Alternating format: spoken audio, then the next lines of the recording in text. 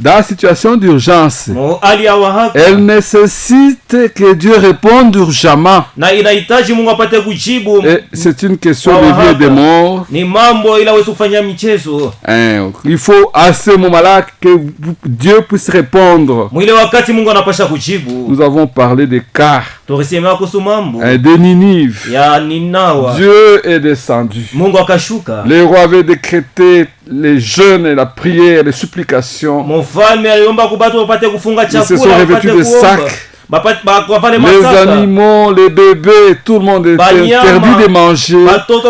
Et Dieu est venu changer sa décision. Lui qui avait décidé de tuer Ninive dans 40 jours. Le fait que les habitants de Ninive ainsi que les rois étaient dans une situation de détresse, ils se sont humiliés. Dieu est venu, il a répondu. C'est cette situation qu'il faut là. Quand on a un cœur contrit et brisé, brisé à cause du péché, pas à cause de choses de ce monde, Dieu ne va pas vous répondre. Parce que la tristesse selon le monde conduit au péché, mais la tristesse selon Dieu conduit à la repentance. Et Dieu aime les cœurs repentants, comme c'est écrit dans Psaume chapitre 51 verset 19. Les sacrifices qui sont agréables à Dieu, c'est un esprit brisé. Oh Dieu, tu ne dédaignes pas un cœur brisé et contrit. Dieu ne peut pas manquer d'exaucer la prière de quelqu'un qui a un cœur brisé et contrit. Comme il ne peut pas manquer dans une situation où quelqu'un est dans une situation de détresse.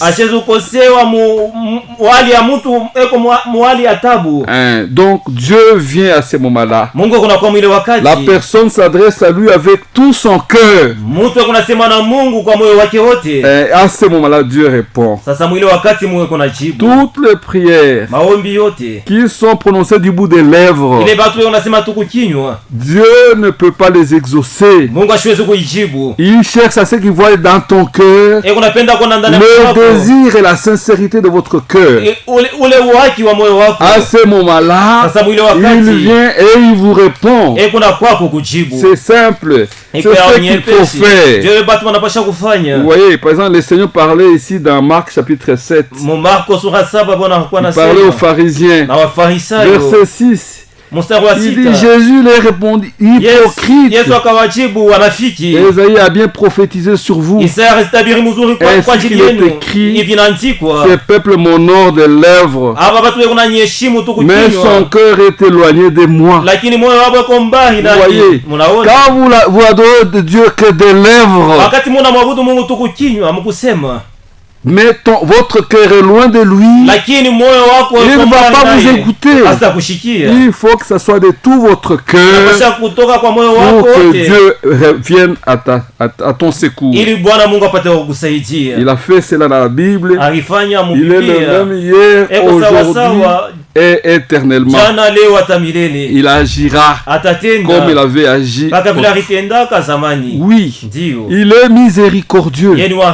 Quand vous touchez à sa miséricorde, quand vous touchez à sa nature, comme il est miséricordieux, et vous criez au secours, il est obligé